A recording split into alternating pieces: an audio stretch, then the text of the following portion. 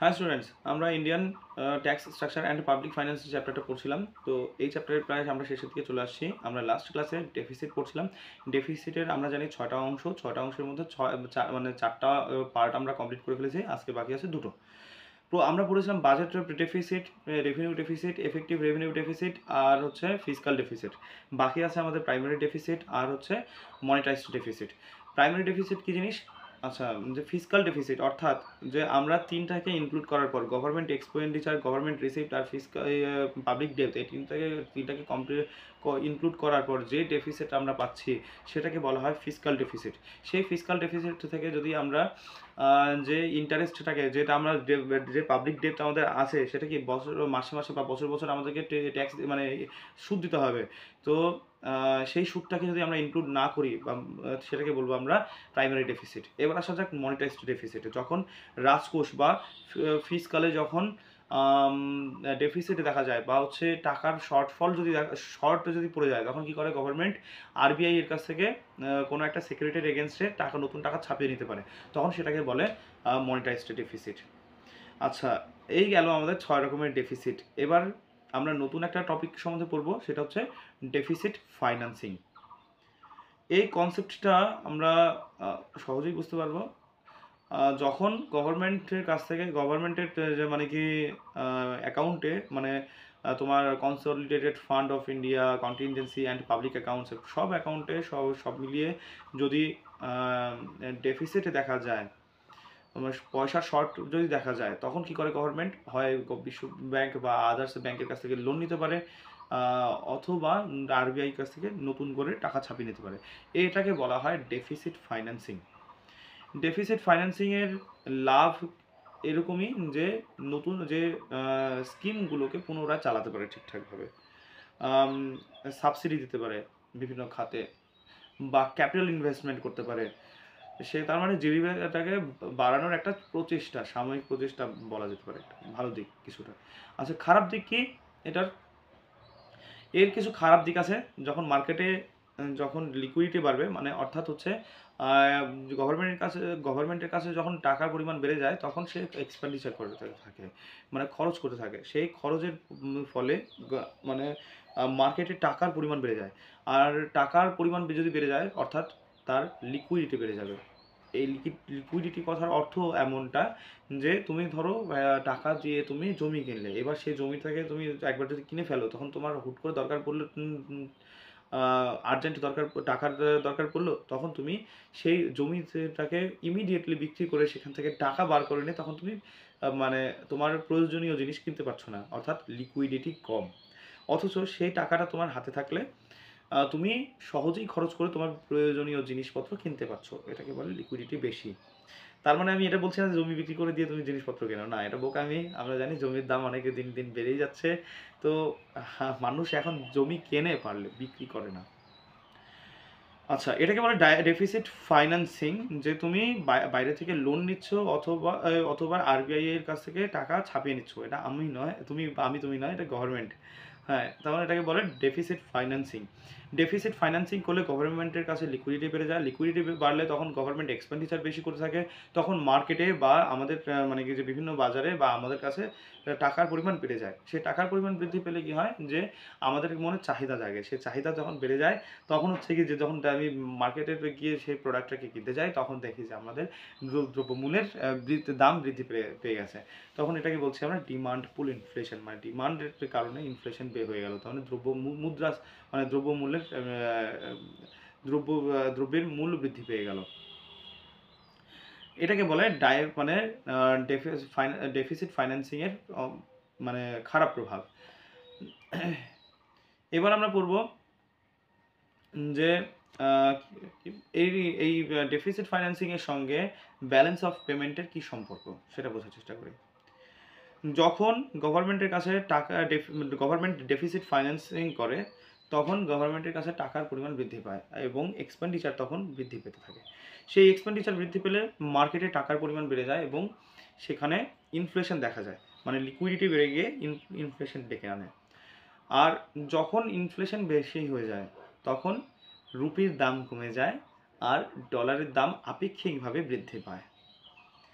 তার মানে যখন তুমি ইম্পোর্ট করবে, কোনো একটা প্রোডাক্টকে কিনতে যাবে বাইরে থেকে, তখন তোমাকে বেশি পয়সা খরচা করতে হবে, বেশি রুপি খরচ করতে হবে।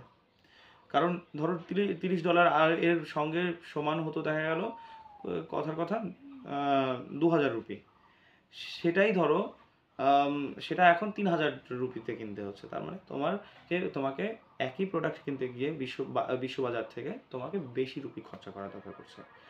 তার মানে ইম্পোর্টের পরিমাণ বেড়ে যাচ্ছে। এবার এক্সপোর্টের ক্ষেত্রে দেখা যাক, এক্সপোর্টের ক্ষেত্রে কী হবে, যে তোমার যে তুমি যখন একটা কিছু বিক্রি করতে যাচ্ছ তখন তুমি ডলার কম পাবে। আগে যে ডলার দেখা গেলো 30-এ তোমার ইন্ডিয়ান কারেন্সিতে 2000 টাকা হয়, হ্যাঁ, তো সেই প্রোডাক্টের দাম ধরো তুমি হচ্ছে কি যে আগে $30 পাচ্ছিলে, কিন্তু সেটা এখন $25 হয়ে যাবে। কারণ ওদের কাছে তো মানে ডলার দাম বেশি তখন। অর্থাৎ ইম্পোর্টের পরিমাণ বেড়ে যায়, এক্সপোর্টের পরিমাণ কমে যায়। যখন ইম্পোর্টের পরিমাণ এক্সপোর্টের থেকে যখন বেশি হয়, তখন হচ্ছে আমরা বলি যে এটাকে ট্রেড ডেফিসিট বলি। ট্রেড ডেফিসিট যখন হয় তখন আমরা বলি যে ব্যালেন্স অফ পেমেন্টের ডেফিসিট দেখা যায়। অর্থাৎ যখন ডেফিসিট ফাইন্যান্সিং করা হয় তখন আমরা ব্যালেন্স অফ পেমেন্টেরও ডেফিসিট দেখতে পাই। এটাই হচ্ছে ব্যালেন্স অফ পেমেন্টের সঙ্গে ডেফিসিট ফাইন্যান্সিংয়ের সম্পর্ক। এবার মানে প্রচুর রাজ্য আছে মানে এভাবে লোন নিয়ে নিয়ে প্রচুর ডেফিসিট ফাইন্যান্সিং করছিল। তো সেটাকে বন্ধ করার জন্যে কিছু একটা তো মানে কি চিন্তাধারা করা উচিত। তো সেখান থেকে নতুন কনসেপ্ট আসে ফিসকাল কনসলিডেশন। এটার অর্থ ডেফিসিট ফাইন্যান্সিং না করা। যদি ডেফিসিট ফাইন্যান্সিংকে বেশি করা হয় তবে কি দেখলাম আমরা, যে ব্যালেন্স অফ পেমেন্টের ডেফিসিট দেখা যায়, যেটা কি না আমাদের মানে কি যে দেশে ব্যবসা করার জন্য হানিকারক। আচ্ছা, তার মানে আমাদেরকে করতে হবে ফিসকাল কনসলিডেশন, যেন এমন কোনো কাজ করা হয় যাতে কি না আমাদের হচ্ছে ফিসকাল ডেফিসিট ফাইন্যান্সিংটা না করা হয়। কি করে পসিবল? যদি আমাদের গভর্নমেন্ট রিসিপ্টের পরিমাণটা বেশি হয় এবং গভর্নমেন্ট এক্সপেন্ডিচারের পরিমাণটা কম হয়, তখনই আমরা কিন্তু তখন আমরা মানে সারপ্লাসে যাব। তখন আমরা আর মানে কি যে বাজেট মানে আমরা তখন হচ্ছে কি যে ডেফিসিট বাজেটে যাচ্ছি না, তখন আমরা ডেফিসিট সারপ্লাসে যাচ্ছি। এই সারপ্লাসে যদি যাওয়ার জন্য আমাদের কি করতে হবে, যখন গভর্নমেন্ট রিসিপ্টের পরিমাণ বাড়াতে হবে, অর্থাৎ ট্যাক্সের পরিমাণ বাড়িয়ে দিতে হবে, ফাইনের পরিমাণ ফাইন সব কিছুর দাম বাড়িয়ে দিতে হবে, যাতে কি না আমাদের গভর্নমেন্ট রিসিপ্টের পরিমাণ বেশি হয়। আর এক্সপেন্ডিচার কম করার অর্থ কি, তখন আমাদেরকে আমরা একটা ক্যাপিটাল এক্সপেন্ডিচার হয় আর একটা হচ্ছে রেভিনিউ এক্সপেন্ডিচার হয়। আমরা যদি রেভিনিউ এক্সপেন্ডিচারটাকে কমিয়ে দিই, অর্থাৎ বিভিন্ন সাবসিডি দেওয়া এবং যেখানে যে ডিরেক্টলি পাবলিকের অ্যাকাউন্টে টাকা দিয়ে দেওয়া, এগুলোর পরিমাণ, কৃষির ক্ষেত্রে বলছি না, যেগুলো স্কিম ডিরেক্টলি মানে কি যে পাবলিকের অ্যাকাউন্টে টাকা দিয়ে দেওয়া, এই সব রেভিনিউ এক্সপেন্ডিচারের পরিমাণ যদি আমরা কমিয়ে দেই এবং লোনটাকে যদি কম করে দেই, পাবলিক ডেপ্ট, তাহলে পাবলিক ডেপ্ট কম হয়ে যাচ্ছে, এক্সপেন্ডিচার কম হয়ে যাচ্ছে এবং গভর্নমেন্ট রিসিপ্টের পরিমাণ বেড়ে যাচ্ছে। তো এইভাবে ক্যালকুলেটিভভাবে আমরা যদি গভর্নমেন্টের রিসিপ্টের পরিমাণ বাড়াতে পারি, তবে আমাদের ডেফিসিট তোমার বাজেট সারপ্লাসে যাব আমরা। আর এটাকে বলা হয় ফিসকাল কনসলিডেশন। আমরা ধীরে ধীরে ডেফিসিটটাকে কমাও এবং আমাদের সারপ্লাসের দিকে নিয়ে যেতে থাকো এবং আমাদের দেশের একটা হেলদি ইকোনমি বজায় থাকুক, এটাকে বলা হয় ফিসকাল কনসলিডেশন। এই ফিসকাল কনসলিডেশন করার জন্য প্রথম ইন্ডিয়াতে একটা অ্যাক্ট পাস করা হয়, সেটাকে বলা হয় fiscal responsibility and budget management act 2003, মানে FRBM অ্যাক্ট 2003। তো সময়ের সঙ্গে সঙ্গে এই অ্যাক্টের সংশোধন করা হয়। তো আমার মনে হয় না যে এটা নিয়ে খুব একটা বেশি প্রশ্ন আসলে রিসেন্ট যখন অ্যামেন্ডমেন্ট যদি হয় তখন সেটাকে আসতে পারে প্রশ্ন।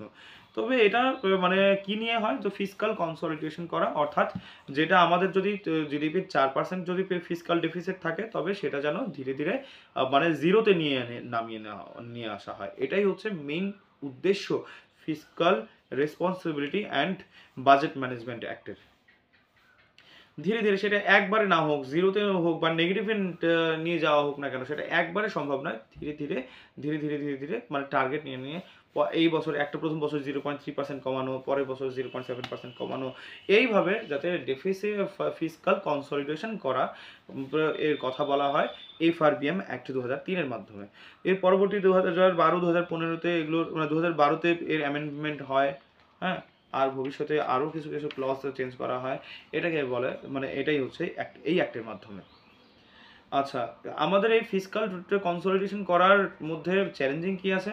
আমাদের হিউজ পরিমাণ পপুলেশন, তারপর প্রচুর সাবসিডি দিতে হয়, এখনও প্রচুর মানুষ প্রাইমারি সেক্টরের সঙ্গে একটু এমপ্লয়মেন্টে যুক্ত। তো এইসব কারণে ফিসকাল কনসলিডেশন করা একটু চ্যালেঞ্জিং হয়ে গেছে। ঠিক আছে, আজকের ক্লাসটা এই পর্যন্তই থাকলো। নেক্সট ক্লাসে আমরা আরও বেশ কিছু ইনফরমেটিভ জিনিস নিয়ে আসবো, আশা করি ভালো লাগবে। ওকে, ভালো করে পড়ো, প্রতিটা লাইন ধরে ধরে পড়ো, মন দিয়ে পড়ো। বাই।